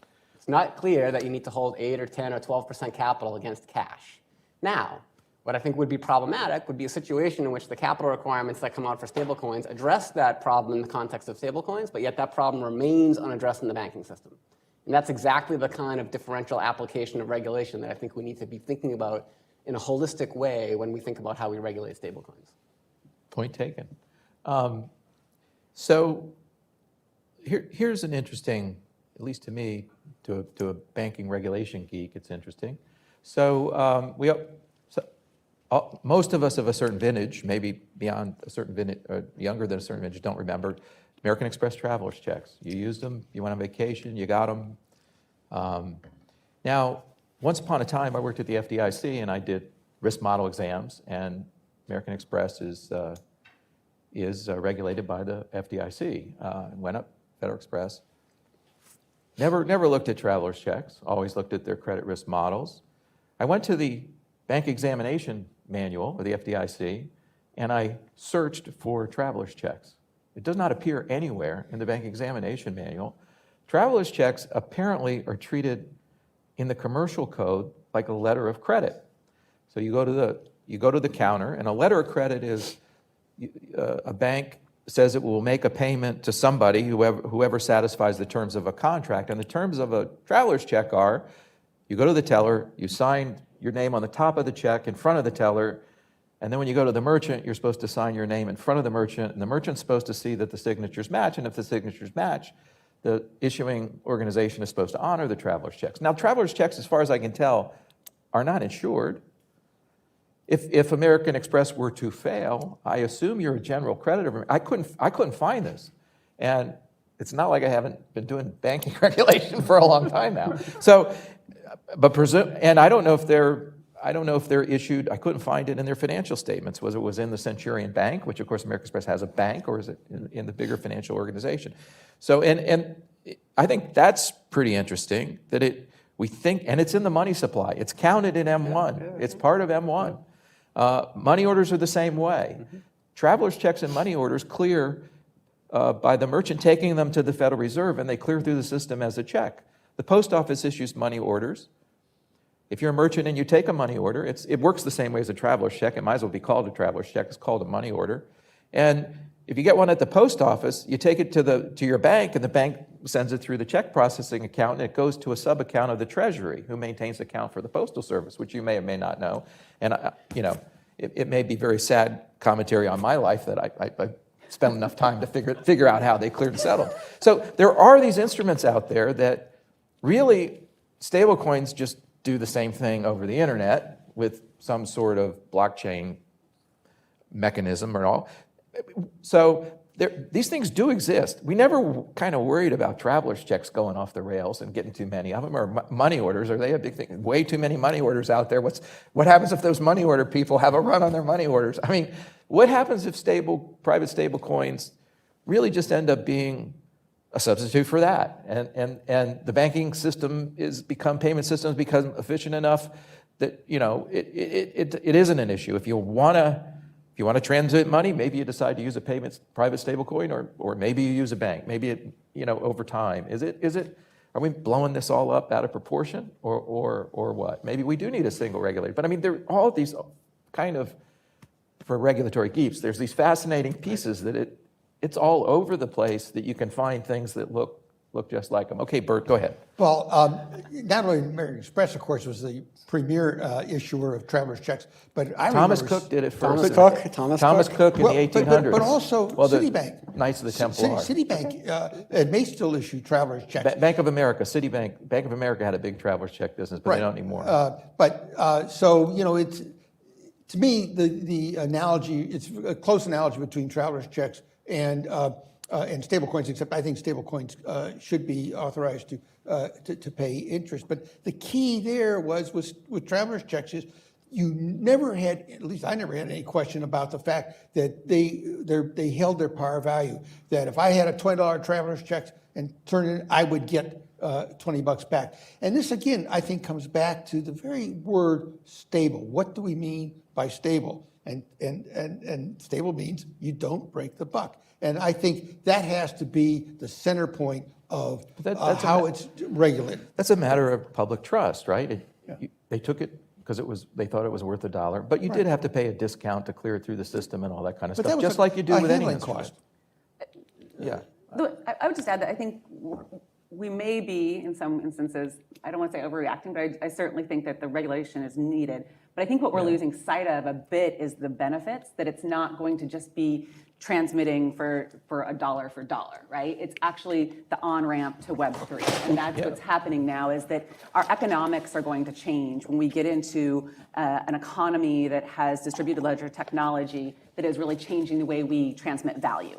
And so it's not exactly like thinking about just a one-to-one dollar, or we're taking the check into our merchant, because it's going to exist in a different way. And so I just highlight that I think that it's really important that we keep the benefits in the forefront of our mind, because it is absolutely, and it's already here, and this goes back to the fad or lasting innovation, it's already happening. We already see the adoption and the use of these stablecoins in a way that is just phenomenal for new use cases. And so I was out in Silicon Valley a couple of weeks ago, and listening and talking to founders about the interesting things they are doing with stablecoins and other assets, and how they're thinking about this evolution. So I just throw that out there because I think the regulation will create the consistency that will allow those new entrants into the market, because they know with certainty that they're not going to be under enforcement action by the SEC, or they're not. We've had great constructive conversations with the CFTC, and we're really hopeful and want to work with them more on how they would regulate assets, digital assets. But at the end of the day, they need that certainty. And so that's how we're going to get to true innovation. So first of all, I'd like to stipulate for the group that I'm old enough to remember traveler's checks, and in fact used them as a youngster. So am I. Just want to throw that out there. I still remember the TV commercials with Karl Malden and the person. They had all their stuff Do stolen. you have any still in your dresser? I mean, American Express loves it that you get them and you keep them in your dresser I did use forever. them, and I do remember them. I won't Store reveal my value. age, but that should give you a sense. They took them at Disneyland. That's Exactly. the one thing I remember. So, and then, I think what's going on with stablecoins, I mean, again, you raise a really interesting question that I was also thinking about a little bit over the weekend and also didn't get all the answers to. But if you look at the level of stablecoin issuance, when the PWG put out their report in November 2020, I think they cited a number of about 130 billion. I looked at it yesterday, we're at 180. So that's 50 billion in a couple of months. That's a lot. So even between friends, that's a lot of money. Yeah. And so these things are growing quickly. And again, I'm going to make a joke here, so please take it in tongue in cheek. But 35 years ago or so, somebody would have said like, email, like it's just mail with an E. What's the big deal? Like you just use the internet. Why is that such a big deal? And I think one of the things that the internet has shown us is that it's a disruptive technology that is transformative in a variety of ways. That as a quickly becoming middle-aged older person, I understand less and less. And I think part of the potential promise of stablecoins is the ability to innovate a new market, the so-called metaverse, whatever that is, I don't claim to know. Web 3.0 being another example of something that I hear about that I don't really know what it is. And the idea is that there are these technological innovations out there that a digital stablecoin / digital currency is uniquely positioned to help make productive and help benefit the world. And again, as I said, time and experience will teach us whether or not that is true. And I think the goal for the official sector and for all of us who are engaged in the financial system would be to ensure that there's sort of appropriate regulatory safeguards to make sure that innovation can occur in a diverse, broad-based way that is going to protect consumers and everybody else. So it is important that in the future, our refrigerators can take a picture of what's inside the refrigerator, compare it to your list, and then order with a smart contract from Whole Foods or Fresh Fields, and it would be delivered by the time you get home from work. That's key. Okay, but that's the Buck Rogers world of Web 3.0. That's what people want. Yeah. So I've had the same conversation with my 17-year-old son, and the reality is 17-year-old people don't want to go to the store anymore. So I don't know what to say about that. Okay, Bert. Well, in terms of how things might evolve, I see no reason over time why commercial banks, FDIC insured institutions couldn't issue stable coins. And it's hard, if stable coins really take off and become broadly popular, I can't imagine, but we won't see the banking industry saying, hey, we want in on that game. And by the way, our stable coins will be FDIC insured. So I think it's important to realize that things are still evolving, and we could be having a very different conversation 3 or 5 years from now as to what a stable coin is, who issues it, and how it's regulated. But Sean, and you did a good job of weighing in on this. The way people are thinking about capital requirements now, if these are done in the banking system, is Probably prohibitive, unless there's So I think we need to major rethink. changes. So major I changes. mean, I'm not saying that they're necessarily prohibitive, but I think that there are some proposals that are out there now at an international level about how to capitalize these instruments inside the banking sector that need to be seriously considered. You know, we've put in a comment letter with respect to that capital proposal. Other concerns have, and I think that again, this is a situation that if we really want this to grow, if we really think that this is potentially useful innovation in the financial system that banks can participate in, that potentially non-banks can participate in under an appropriately broad regulatory umbrella that treats the same activity and the same risk in the same way, then we really need to think, again, at inception at time zero about whether or not the preconditions are right. And I think the capital requirements are fundamental. And I think that there's good reason to believe that we're going to need to see some evolution in official sector thinking. So the way we're talking about and the way the Trust Act talks about payment stablecoins here, 100% collateralized, high-quality liquid assets, what prevents the banking system from issuing deposits that trade as So that's stablecoins? again, doesn't that make the problem less? So there are so-called potentially so-called tokenized deposits that could be out there that would again act in a very similar way. Again, you talked about already this afternoon. You said look, there are traveler's checks and there are money orders. Let me give you another example. There's commercial bank money. There are checks. Yeah, okay? Sure. So that's another way that you No, can it's transfer electronic money around the money, right. financial system. Yep. That's been in existence for a very long period of time, which has. is relatively efficacious and has been shown to be so. And there may be better technology rails for doing that, vis-a-vis tokenization and so forth. And again, I think the broad principle is that we should have broad innovation that includes all members of the financial sector. And I'm in a position where I don't have the information that would be required to know whether or not, if that kind of product offering were to become widely available in the banking sector, whether there's also a spot for something like stablecoins as well. And I think that it's certainly not my job, and it's not anyone's sector's job, and it's not the regulator's job to make that determination. But market outcomes will dictate that over time. No, but you in particular brought up the BIS paper on capital for private stablecoins. And that paper, I haven't read it. I probably should have, but I haven't. I presume that assumes that it's a stablecoin 100% backed with liquid assets. But bank deposits are, of course, fractional reserve system. So does that set of rules, are we applying that to if a bank issued fractional reserve token payment stablecoins? I mean, that. I guess that's a little bit. I guess again, we're getting a little bit technical, but I mean, it's like a. So the capital proposal that's out there is thinking about, how should we treat a digital asset, say a stablecoin that a bank is holding on the asset side of its balance sheet? Well, you're talking about the bank issuing a liability. Yeah, that's a new kind of deposit. Right. And again, even if a bank were to be the issuer of a stablecoin, they would want to hold an inventory of such stablecoins for the purposes of financial intermediation that ultimately would be on the asset side of their balance sheet as well, presumably. So we have to think about both the asset side and the liability side. But they'd be an issuer, so they would create them, presumably. In that case, they would. Sure, they could create them, but you could, so let me give you an example.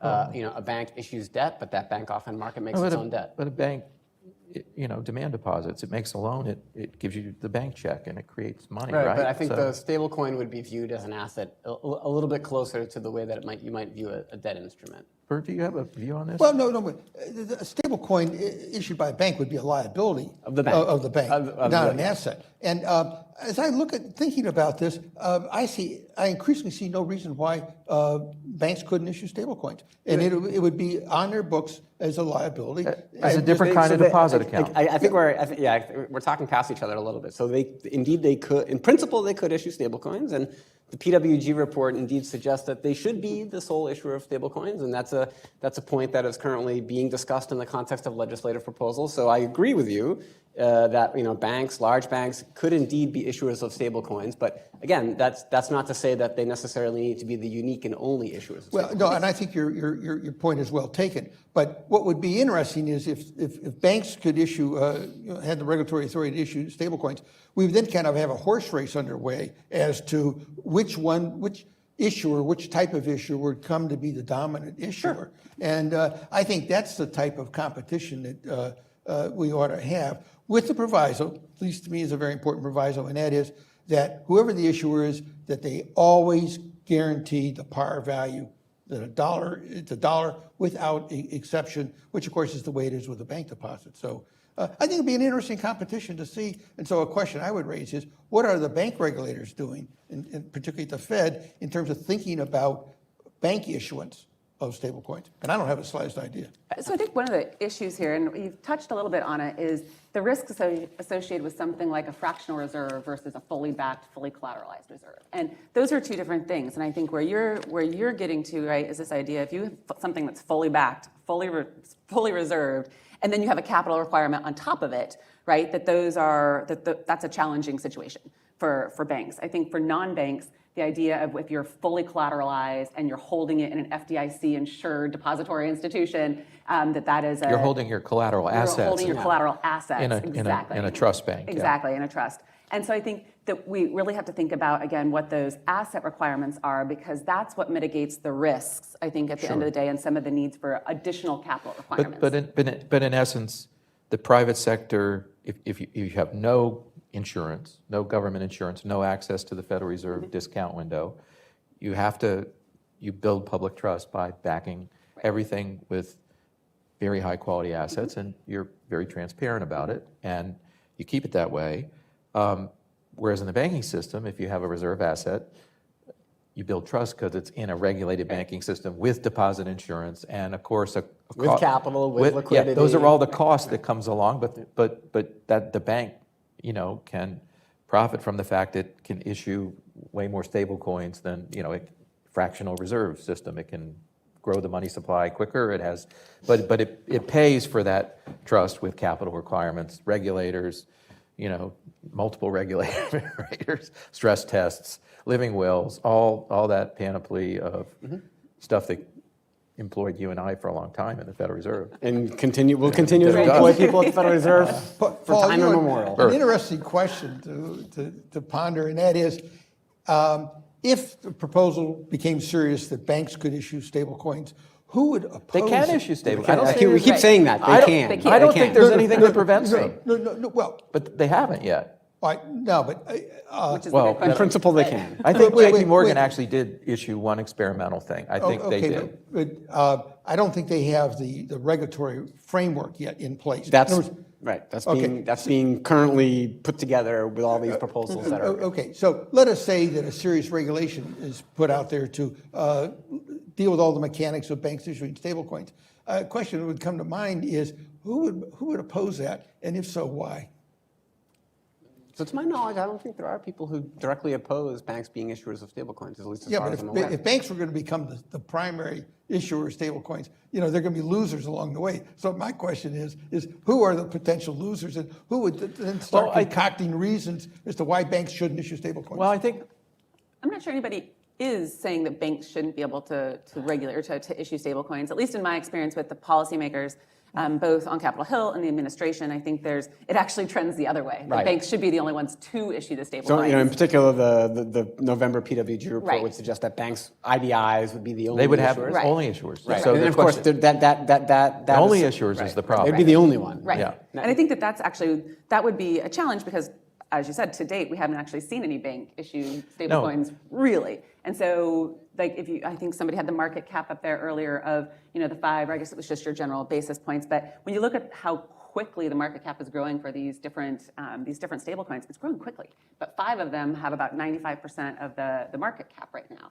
And there will be other entrants, but right now, those 5 are the ones that are growing, and they're not bank issued. So I think that we just need to make sure that there is the ability for the non-banks to continue providing this new innovation. And then the banks, certainly, I think that there will be a need, and we'll see the banks and how they use that, again, to move value in a different, even more efficient way, right? Because there are a lot of efficiencies, and you can get more. If we could provide some positive advice to the Hill as they revisit their Trust Act or go forward, there is the presumption that you can issue stablecoins in the Trust Act, but it creates a new limited purpose national bank, which is different than a regular bank. But shouldn't the bill be more specific about banks, regular banks, insured deposits can issue deposits that clear and settle over a public blockchain, and and those are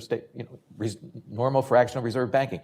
Right, I haven't seen that dichotomy broken out anywhere, and it's not prohibited anywhere either, but the new approach would presume that you'd have fully collateralized stablecoins by these limited purpose national banks that can't lend them.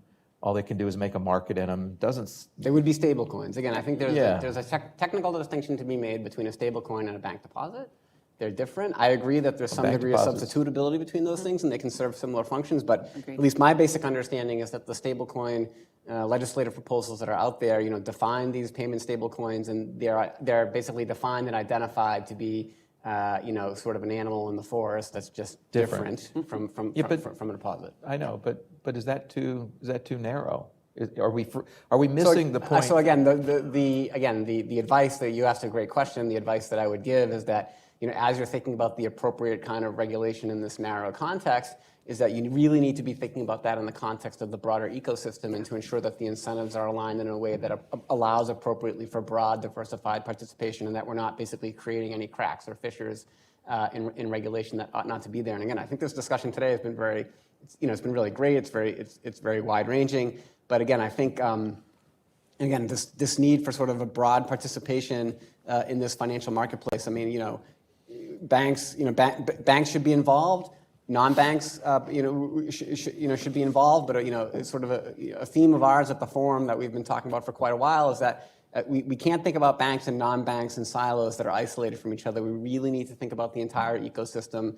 In a variety of areas and arenas. Growth and change in the non-bank system has been a really sort of important feature of the financial system in the past 10 or 15 years. Not always to the good, not always to the detriment either. But it's really important that those things be thought about and considered holistically. I mean, if you think about loans, whoever would make a loan besides a bank? Well, look out in the economy. Much of the lending that occurs today occurs outside the banking system.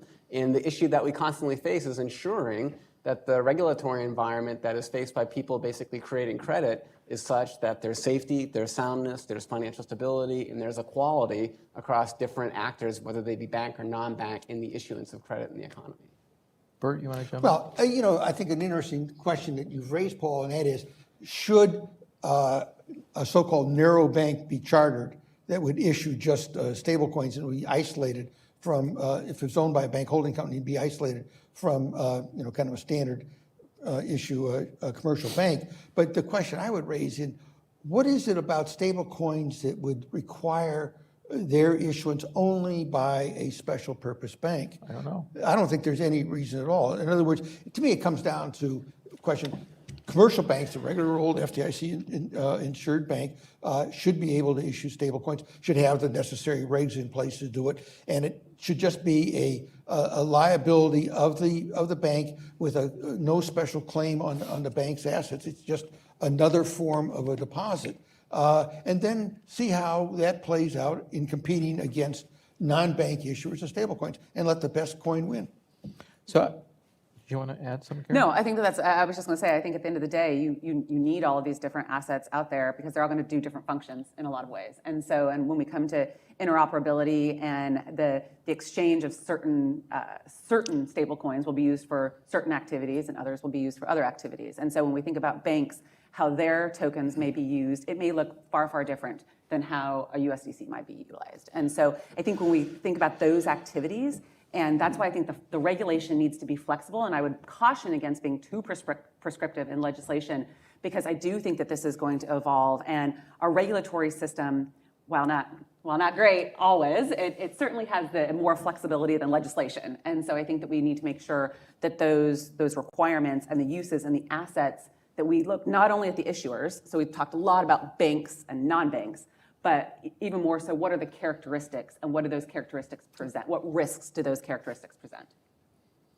So I have a question from one of my colleagues virtually, Steve Kamen, who's been doing a lot of work on stablecoin and foreign or central bank digital currencies in foreign countries. He says, could a globally used stablecoin lead to capital flight from foreign economies?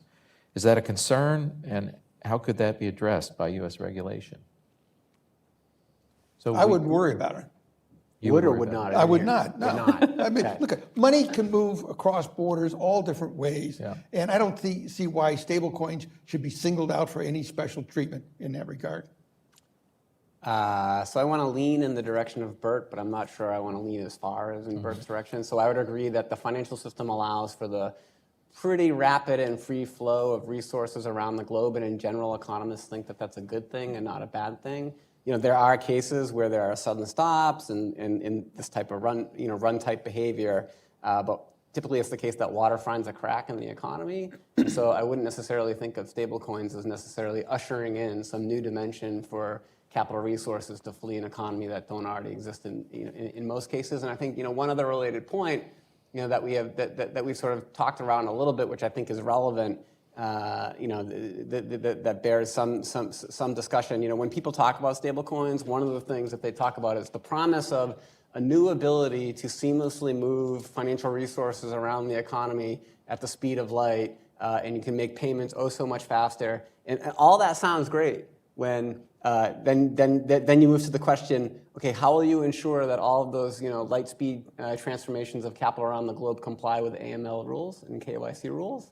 And things get a lot slower, much quicker. Yeah. And this is exactly my point, which is as we think about that promise, we have to think about how we ensure that those things are occurring in a context and a regulatory framework which is equivalent to what has to happen elsewhere. Yeah.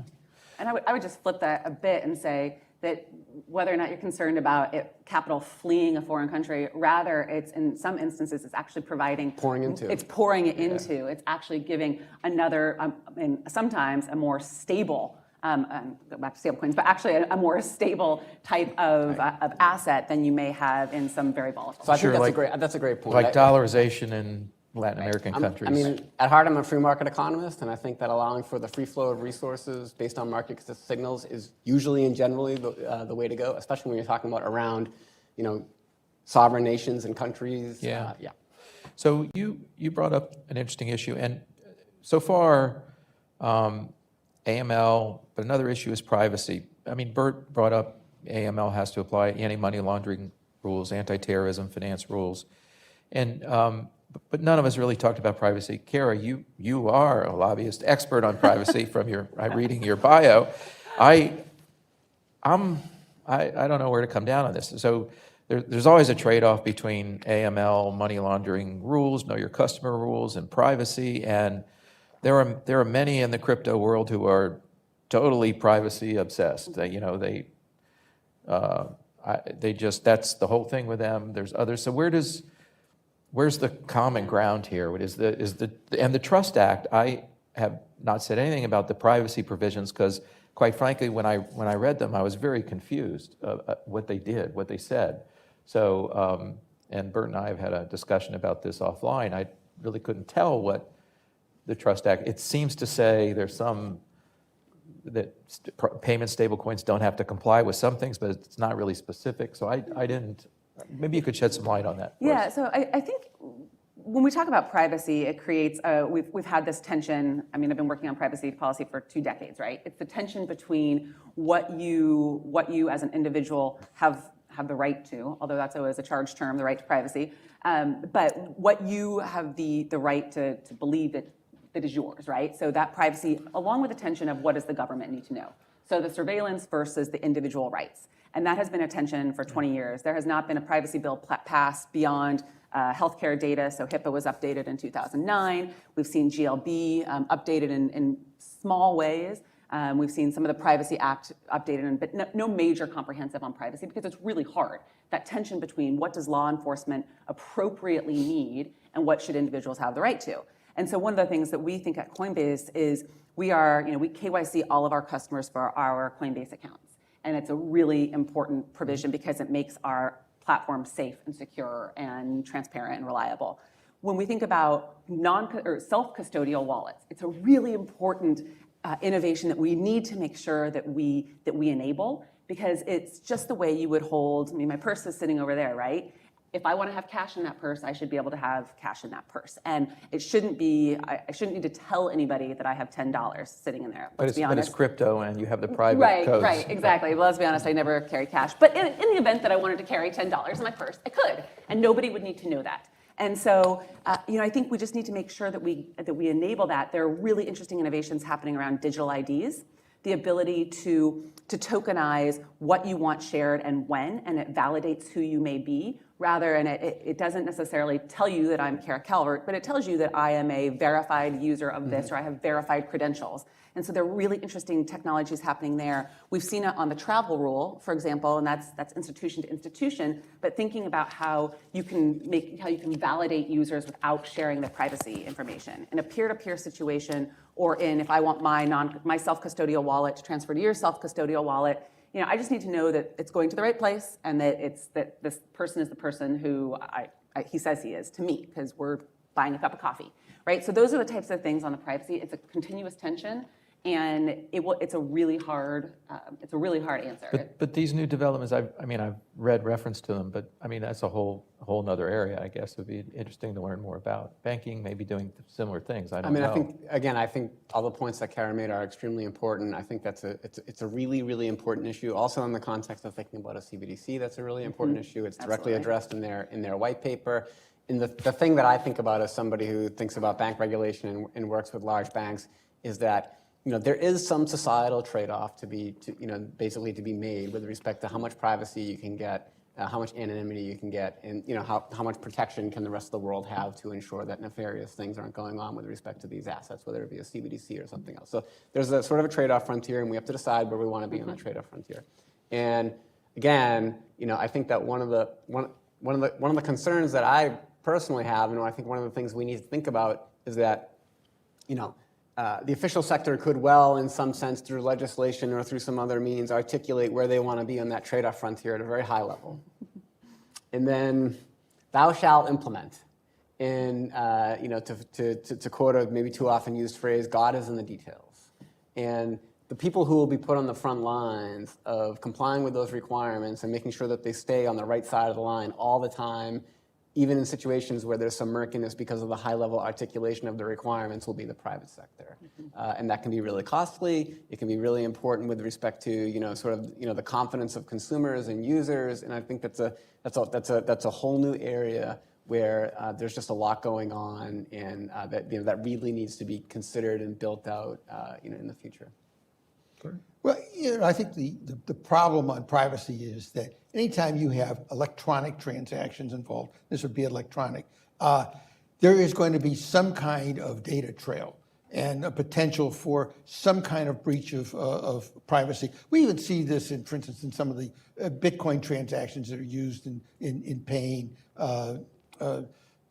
buying back databases and so forth. If you want privacy, you have $20. That's amazing. This is he got it. This is it. It's crisp. This is why my belief. My belief is that drug dealers will still want to transact in currency rather than anything else, because this does guarantee privacy. It does. You raise a really good point, though, that I just want to stick on a little bit. When we think about, we have a best-in-class criminal investigations team at Coinbase, and they've actually helped, I think, pioneer some of the investigatory practices when it comes to blockchain and on-chain transactions. And so when you think about how you can, the transparency, the characteristics of the blockchain actually enable better law enforcement in many instances, in most instances. And so having that, even though you do have some anonymity, and there should be some anonymity when it comes to protecting your privacy online, I think at the end of the day, the criminal investigations that can happen now can really, they're groundbreaking, and you can actually get further without, you can get further even if you don't have somebody fully KYC'd. The ability to track where the money is going is much better, to your point about tracking. Yeah, I have to say there is this notion out there that's been out there for a while that the only people who use digital assets are drug dealers and people who want to break the rules. And I think that, at least as I read the news, there's been a number of high-profile cases where people who thought that they were basically getting away with murder basically got tracked down by the authorities and had their assets seized and were spending time in pinstripes. So I think this notion that digital assets are basically only for that use. Bankers wear pinstripes. A little different pinstripe. I think that notion is kind of antiquated and not proved out by the facts. No, there are a lot of stories lately of yeah, Ransomware. yeah, and NSA is a people getting powerful mad. force in the universe. Yeah, yeah, and they're yeah. For good or not, I'm not sure, but it's Yeah, truly a powerful and I'm force sure in they're the listening universe. today, so I hope we didn't offend anybody. So I think, Kara, you were making some comments about the, I don't know if you called it not great or great regulatory, let's call it the vast regulatory environment in America. I think I saw not Tom Cruise, Ted Cruz. Anyway, It's an easy mix-up. I haven't seen. I'm waiting for the new Top Gun to come out. It was going to come out 3 years ago. It's not out keeps getting yet. pushed back. That may be a bigger issue. Right, exactly. But don't worry, because Tom Cruise will never age. Right, Yeah. it looks exactly Well, the same. He'll look the same that he did in 1984. Yeah, I know, but wow, more power to him. Indeed. But Ted Cruz, I think, said something the other day when he's being interviewed that like 2 people in Congress, there's probably 2 or 3 people in Congress that understand cryptocurrency and stablecoins. So, and you know, Washington is full of regulators and states are full of regulators. So who gets it and who doesn't get it when you guys are talking to stuff? I know you know you have to have a feeling for this, Sean. I'm sure you've got a feeling for this. I know you have to be politically correct too, but. I mean, I'm from Wyoming, Yeah. and so I wear my Wyoming Cowboys on my sleeve, Cowgirls and Cowboys. And so I can't go without giving a shout out to Senator Lummis, who I just think has done a remarkable job in bringing this to the attention. You've got Senator Toomey, who's always been a real leader on this. And then we're seeing Democrats and Republicans, but Democrats like Senator Stabenow. And over on the House side, you've got Tim Ryan working with Patrick McHenry. You've got David Scott is holding hearings, and I think evaluating how the CFTC might have authority. There's a real tension between the banking committees, banking and financial services, and the agriculture committees. But I think that's healthy. That's a healthy debate that's happening right now. And learning, again, going forward again, we called for a single regulator. I think we understand that our system is fractured in the United States, and there will probably be some things that need to be regulated by that SEC. But we don't list securities on our exchange, so we know that there are a mountain of things that need to be regulated potentially by the CFTC. So we're really trying to work with both sides of the aisle, both committees, both agencies to find that path forward and having actually very constructive conversations. I think, again, we're seeing conservatives, progressives, it doesn't seem to matter exactly where you're drawing the line on the party, but rather it's why are they interested, and usually it's for access. It's things like economic freedom. They're generally interested on both Republican and Democratic side for investor protections, free markets, the ability to see innovation and drive innovation. And so all of those are creating a great circle of of work and of cooperation. So we're really excited actually, and think whether or not they can get legislation done this year. We'll see what comes out of the executive order, and I think that they'll probably have some viable and useful recommendations. There are 14 reports due, all of which have some responsibility or some look at legislative proposals. So we'll see, I think, viable proposals come out of there. We see just a host of new bills that are being introduced. So I think it's far more than 2 members of Congress.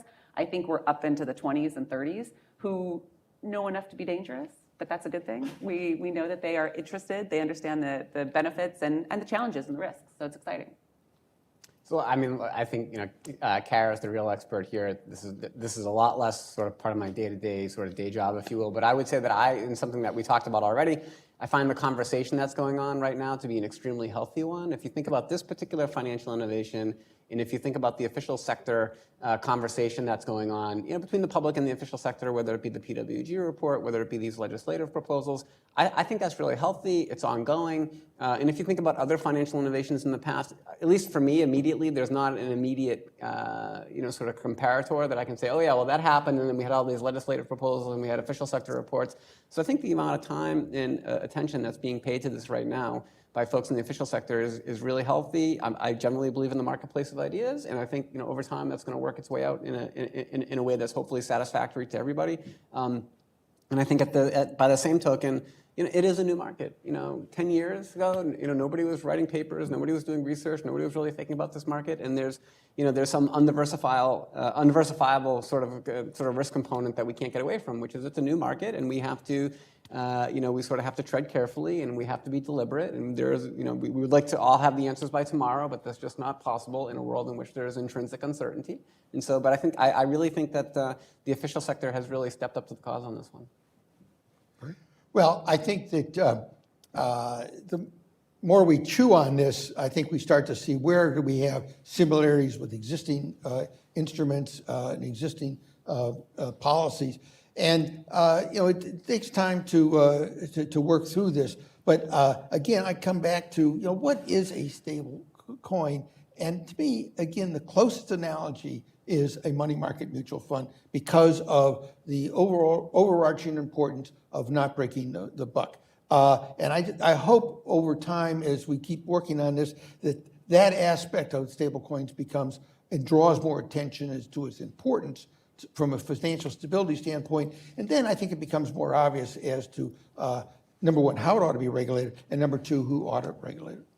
You raise a good point on going back to stablecoins, and that being potentially one area I think that there's more agreement on, actually, than broader comprehensive legislation.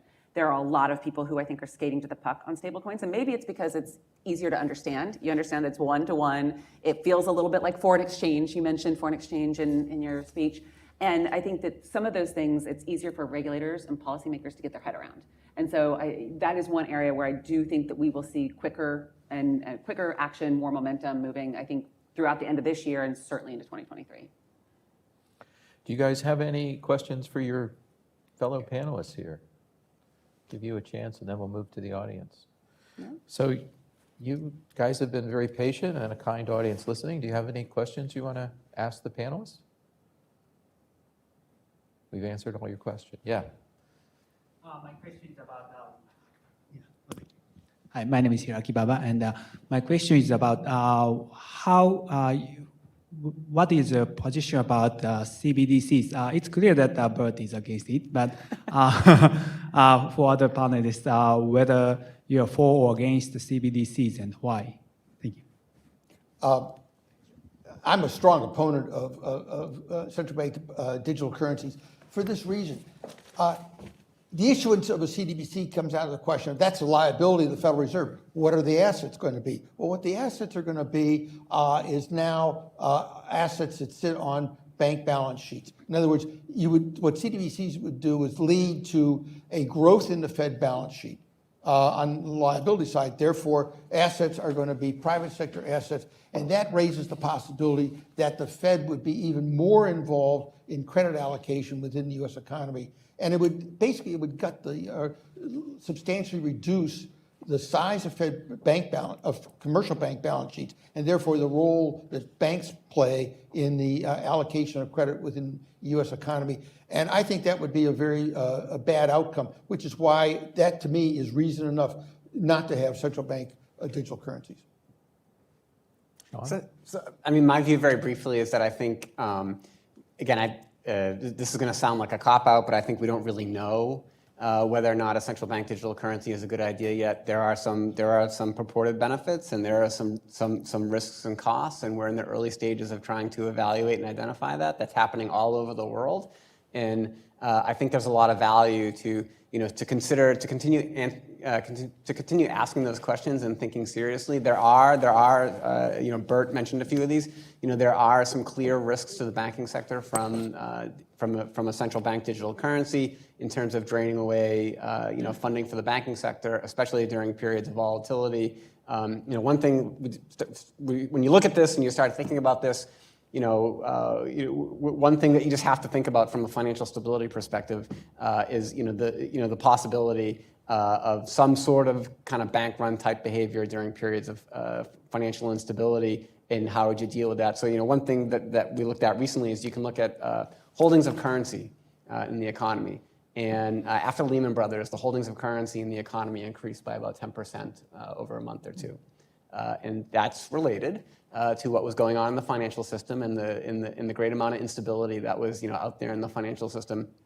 And so then you ask yourself the question, what would have happened if everyone in America could bring a thumb drive to their bank or click something on their computer and say, I'd like all of my assets in CBDC today, please. That is an issue.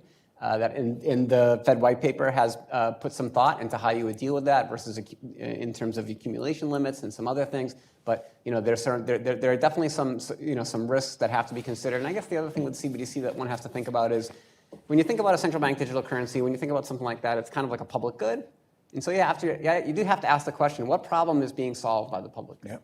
Okay, so what market failure exists which suggests that the government has to step in and provide a central bank digital currency that's not being provided vis-a-vis some sort of private channel, whether it be tokenized deposits, whether it be a stablecoin, whether it be other payment system networks, whether Apple Pay and all these things that are around us. Seems like there's been a lot of private innovation in that space in the last 20 years.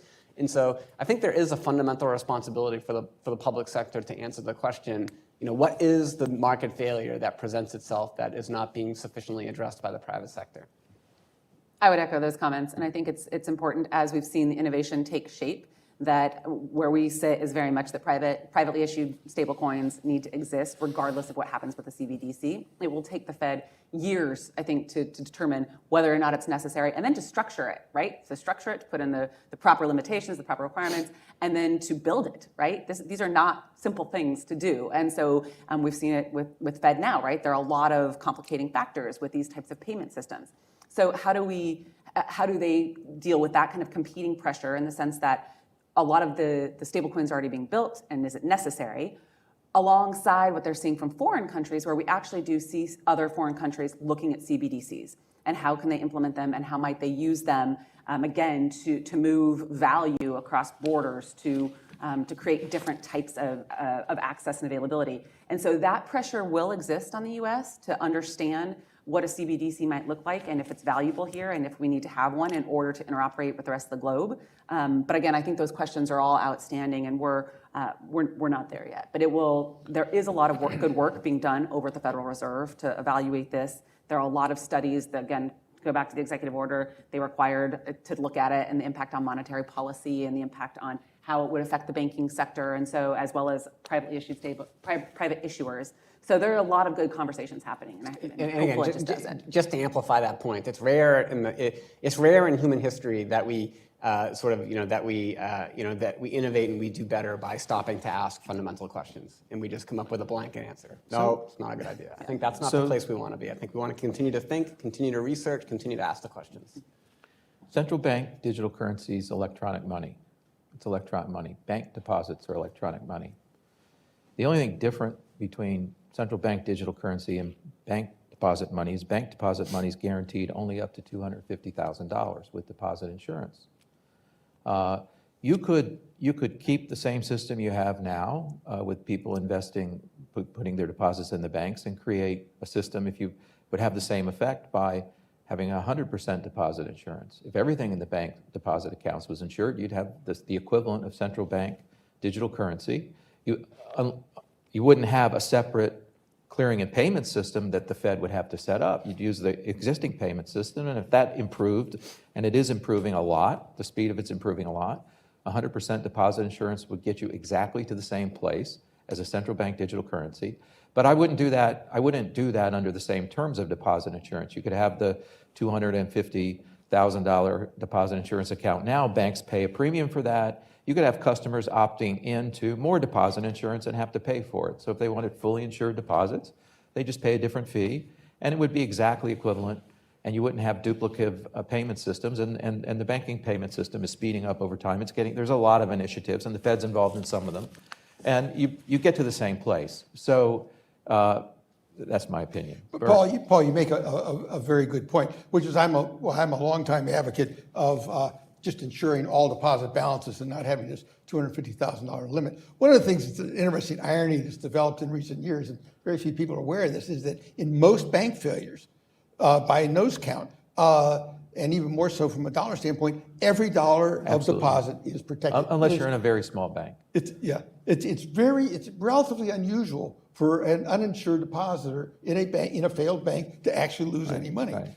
And so we're kind of most of the way there anyway. Yeah, we just don't recognize it that way. But That's right. You could also charge a premium and make it explicit if you wanted to. If the customer wanted extra insurance, and you wouldn't need to go through this whole central bank. The benefit of central bank digital currency could have in theory is if lots of central banks develop them and somehow the payment system between currencies is smoother or easier, but the banking system itself evolves over time and is getting better at that. So I don't really see the need. If you think you could accomplish the same thing with existing instruments and policies, you just modify them a little bit and you get the same outcome. So I think actually even studying it is a waste of time. Is my opinion.